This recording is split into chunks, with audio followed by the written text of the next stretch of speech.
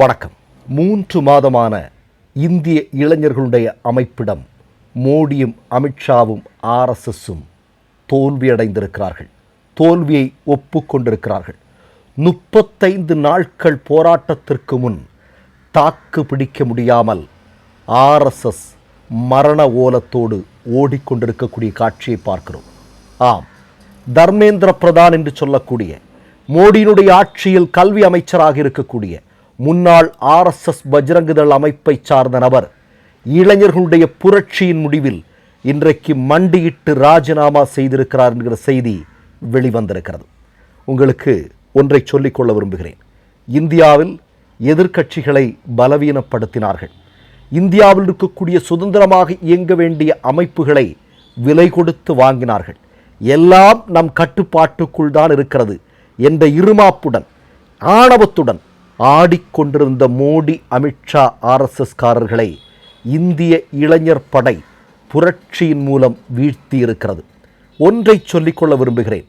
இன்றைய தினம் ஜந்தர் மந்தரில் இந்தியாவினுடைய இளைஞர்கள் ஆரம்பித்து வைத்திருக்கிறது அல்லது இன்றைக்கு அவர்கள் போட்டிருக்கக்கூடிய விதை இந்த போராட்டம் இனி வரும் நாட்களிலும் தொடர்ந்து கொண்டே இருக்கும்.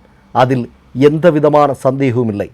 ஆர்எஸ்எஸ் என்று சொல்லக்கூடிய இந்தியாவில் இன்றைக்கு நம்முடைய உலகின் மிகப்பெரிய ஜனநாயக நாட்டை சீரழித்து கொண்டிருக்கக்கூடிய சித்தாந்தத்தை முழுமையாக வீழ்த்தும் வரை இந்த போராட்டம் தொடர்ந்து கொண்டே இருக்கும். அதான் ரொம்ப முக்கியமான செய்தி. அடுத்ததாக நான் சொல்ல விரும்புகிறேன். தர்மேந்திர பிரதான் பதவி விலகியது என்பது அங்கே இருக்கக்கூடிய மாணவர்களுக்கு தெரியல. காரணம், அங்கே இன்டர்நெட் இல்லை.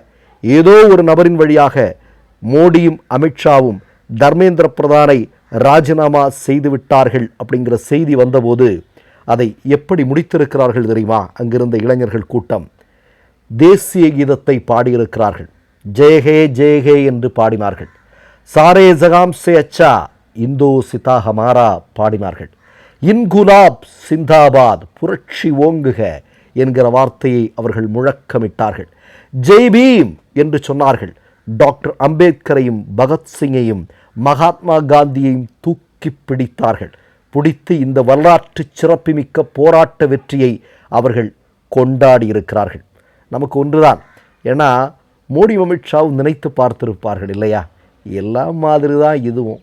இதோ போராடுறாங்க, நம்ம என்ன பண்ணுவாங்க, நம்ம ஒரு விரட்டுனா அவ்வளவுதான் போல் இருக்கு அப்படின்னு அவர்கள் என்ன நினைத்தார்கள்? ஒரு 15 பேர், 20 பேர், 1000 பேர், லட்சம் பேர், அது கோடிகளாக மாறுகிறது. பயந்து போனவர்கள் எல்லையிலிருந்து இராணுவத்தை உள்ள கொண்டு வராங்க. காவல்துறையை முழுமையாக கொண்டு வருகிறார்கள். மெட்ரோ ஸ்டேஷனை முழுமையாக மூடுகிறார்கள். இன்டர்நெட்டை தடை செய்கிறார்கள். எந்த அளவிற்கு உச்சபட்ச நெருக்கடியை கொடுத்து அடக்க முடியுமோ எல்லா விதமான அடக்குமுறையையும் கற்ற ஒரு அனைத்து வித்தைகளையும் மோடி அமித்ஷாவும் பயன்படுத்தி பார்த்தார்கள். ஆனால் இந்திய இளைஞர்களுக்கு முன்னால் அது எடுபடவில்லை. இந்திய இளைஞர்கள் வெற்றி பெற்றிருக்கிறார்கள். அறவழியில் போராடிய அந்த மகத்தான இளைஞர்கள் நாளைய இந்தியாவினுடைய தலைவர்கள் ஒரு மாபெரும் வெற்றியை பதிவு செய்திருக்கிறார்கள். எல்லோரும் சொல்கிற மாதிரி இதுவரையிலும் இந்திய மக்களுக்கு பல பேருக்கு ஒரு அச்சம் இருந்தது. என்ன அச்சம்? அதாவது மோடி அமித்ஷாவை எதிர்த்தால் என்ன நடக்குமோ தெரியலையே அப்படின்னு பல பேருக்கு ஒரு மிகப்பெரிய அச்சம் இருந்தது. அதை உடைத்து நொறுக்கி இருக்கிறது இந்தியாவினுடைய இளைஞர் கூட்டம். அவர்கள் சொல்கிறார்கள், இந்த வெற்றியை மோடியும் அமித்ஷாவும் ஆர்எஸ்எஸும் சேர்ந்து கொண்டு வந்திருக்கக்கூடிய நீட்டின் மூலமாக இறந்து போனார்கள் அல்லவா பிள்ளைகள், நம் வீட்டு பிள்ளைகள், அந்த பிள்ளைகளுக்கு சமர்ப்பிக்கிறோம் என்று அவர்கள் சொல்லியிருக்கிறார்கள். கூடுதலாக சொல்கிறார்கள், இந்த போராட்டம் தொடரும். இந்த போராட்டம் இன்னும் நீள வேண்டியிருக்கிறது. இந்த அறவழியிலான போராட்டம் எங்கு போய் முடிய வேண்டும் தெரியுமா? நீட் முழுமையாக தடை செய்யும் வரை இந்த போராட்டம் தொடர வேண்டும். நீட் எதற்காக கொண்டு வந்திருக்கிறார்கள் என்பது நமக்கு எல்லோருக்கும் தெரியும். இந்தியாவில் இருக்கக்கூடிய ஏழை எளிய மக்களுக்கு கல்வி சென்று எட்டிவிடக்கூடாது என்பதற்காக திட்டமிட்டு கொண்டு வரப்பட்ட ஒரு திட்டம்தான் இந்த நீட். இதை முழுமையாக ஒழிக்கும் வரை நிச்சயமாக இளைஞர்கள் அறவழியில் போராடி இவர்களுடைய இந்த திட்டத்தை வீழ்த்த வேண்டும் என்பதுதான் இனி இந்திய மக்களுடைய ஒரு மிகப்பெரிய ஆசை. ஒன்று என்ன தெரியுமா? இப்போ நீங்கள் முதல்ல இளைஞர்கள் ஆரம்பித்து வைத்தார்கள். பிறகு எங்கிருந்து நேற்றுக்கெல்லாம் நீங்கள் பார்த்தீங்கன்னா ஃபாரின்லேருந்து டிக்கெட் போட்டுட்டு பல இளைஞர்கள் ஜந்தர் மந்தருக்கு வந்தாங்க.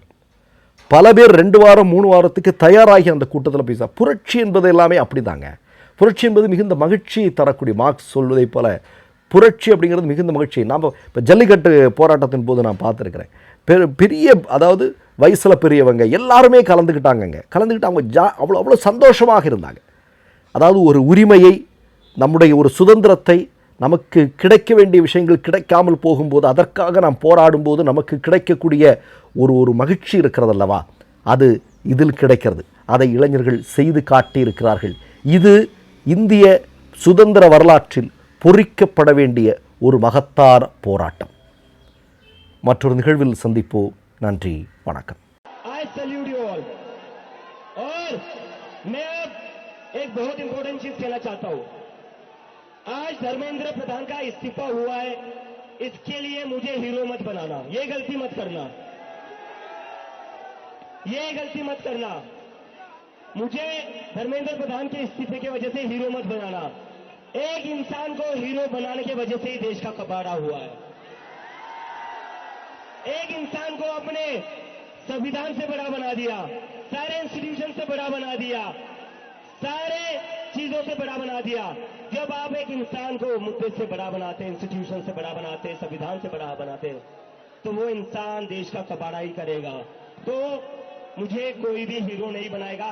नारे लगेंगे भारत माता की जय के, भारत माता की, भारत माता की, इनकलाब, इनकलाब, वंदे वंदे, जय जय जय जय जय भीम, जय जय जय जय जय भीम, जय जय जय जय जय भीम। और मराठी मीडिया है क्या यहां पर? एक मिनिट जय। आणि चुकीच्या माणसासोबत पंगा घेतला होता. मराठी मोडेल पण वाक. 3 யூடியூப் சேனல்கள் வியாபாரத்திற்கு இருக்கிறது. தேவைப்படுபவர்கள் இந்த எண்ணுக்கு தொடர்பு கொள்ளுங்கள். மை நேம் இஸ் ரெட் சேனலை சப்ஸ்கிரைப் பண்ணிக்கோங்க. அதுக்கப்புறமா பக்கத்தில் இருக்கிற ஜாயின் பட்டனை கிளிக் பண்ணீங்கன்னா ஒரு நியூ பேஜ் ஒன்று ஓப்பன் ஆகும். அதுலயும் ஜாயின் பட்டனே கிளிக் பண்ணிக்கோங்க. அதுல பாத்தீங்கன்னா credit R debit card options இருக்கு. இதுல உங்களுக்கு விசா, மாஸ்டர் கார்டு, ரிப்பே அப்படின்னு 3 ஆப்ஷன்ஸ் கொடுத்துருக்காங்க. அதுல நீங்க எந்த கார்டு சூஸ் பண்றீங்களோ அந்த கார்டோட நம்பர் என்டர் பண்ணிக்கோங்க. அப்புறமா கார்டோட வேலிடிட்டி மந்த் அண்ட் இயரை டைப் பண்ணிக்கோங்க. அடுத்தபடியா உங்க கார்டோட பின்னால சிவிசி கோடுன்னு சொல்லிட்டு 3 நம்பர்ஸ் கொடுத்துருப்பாங்க. அந்த நம்பர் இதுல என்டர் பண்ணிக்கோங்க. அப்புறமா அட்ரஸ் அண்ட் இன்ஃபர்மேஷன் என்டர் பண்ணிட்டு பைங்கிற பட்டனை கிளிக் பண்ணிக்கோங்க. ஒருவேளை உங்க கார்டு நம்பர் இன்வாலிட்னு காமிச்சிச்சுன்னா உங்க கார்டுல இன்டர்நேஷனல் யூசேஜை எனேபிள் பண்ணுங்க.